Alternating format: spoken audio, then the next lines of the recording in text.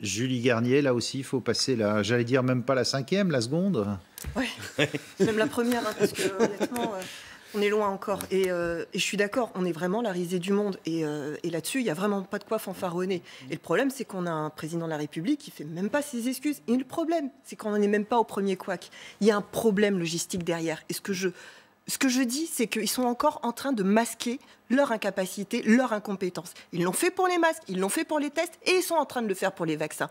Parce que je me suis renseignée, j'ai été voir les salariés justement des entreprises, vous savez, ces entreprises de transport logistique qui transportent donc ces produits. Alors, il faut les Ils me le transporter à disent. moins 80. Hein, Exactement, il y a un vrai défi logistique derrière. Et ces salariés me disent quoi?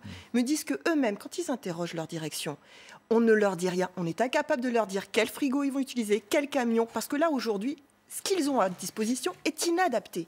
Donc on voit bien qu'il y a un défi logistique là-dessus. Et ce que je vois surtout, c'est qu'on a un gouvernement qui est encore en train de masquer son incompétence derrière. Et ce qui me met en colère, c'est qu'il est en train de dire, eh ben voilà, comme pour les masques, c'est parce que vous étiez trop idiots pour les mettre, eh ben maintenant les vaccins, on ne les distribue pas parce qu'il y a des gens qui sont contre. Eh ben vaccinez déjà ceux qui sont pour, et effectivement, peut-être que ça va. D'accord, plus il y aura de gens vaccinés, plus il y aura de défis logistiques. Les autres pays ont réussi à le relever. Donc, si les autres pays ont réussi à le faire, on ne voit pas pourquoi nous, on serait pas capable de le moi, faire. je vais vous faire écouter le monsieur vaccin de Julie Garnier. Non, juste pour rappeler, Castex avait quand même dit qu'il allait vacciner en 6 à 8 semaines 1 million de personnes. On est à 332. C'est toujours d'actualité. Toujours d'actualité. Bah, écoutez, je pense que beaucoup doivent rigoler en écoutant ça. Beaucoup doivent rigoler. Non, mais il y a quand même une conception aussi du pouvoir qui pose problème. Parce que là, vous entendez les maires qui disent qu'ils ne sont pas associés. Mais au-delà de ça, c'est quand même le problème du Conseil de défense, qui est quand même un conseil obscur. Ils ne rendent compte à personne. Ils ont une façon quand même de mener la politique dans ce pays qui doit nous interpeller. Tout démocrate doit être interpellé par ce qui est en train de se passer aujourd'hui. On crée des hautes autorités à la santé, qui les contrôle politiquement? Ça, il y a un vrai souci. C'est qu'on crée de plus en plus d'autorités indépendantes.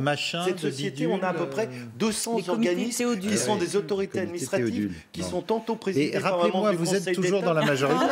Mais je dis ce que je pense. À la fin de l'émission, le principe, j'ai toujours dit ce que je pensais quand j'étais écologiste. C'est la même chose, je ne me fais pas des amis, mais j'ai une responsabilité vis-à-vis des gens qui m'élisent, pas par rapport aux gens qui gouvernent. Allez, autre thème, Julie Garnier.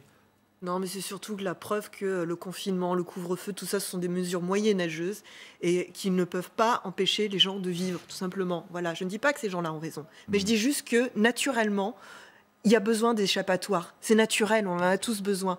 Donc, effectivement, si à chaque fois, notre réponse est de dire restez chez vous, ne voyez personne, à chaque fois on ira droit dans le mur et il y aura d'autres épisodes comme celui-ci. Il faut des alternatives au confinement, c'est pas compliqué quand même, on n'arrête pas de le répéter. Mais à chaque fois, ils sont là en train de toujours... Le premier réflexe qu'a ce gouvernement, c'est toujours d'enlever les libertés aux gens. Toujours. À chaque fois qu'il panique, il enlève des libertés. Que ce soit pour les manifestations ou pour tout. Mais pourquoi est-ce qu'on en est là? Excusez-moi, mais le professeur le disait. Il disait c'est pour ajuster par rapport aux capacités d'accueil des hôpitaux. Or, aujourd'hui, on a un gouvernement qui continue à supprimer des lits, parce qu'il faut continuer à le dire. Là, actuellement, vous êtes encore en train de supprimer des lits dans les hôpitaux. Mais dites-le. C'est ça qui est scandaleux. J'attends vos solutions.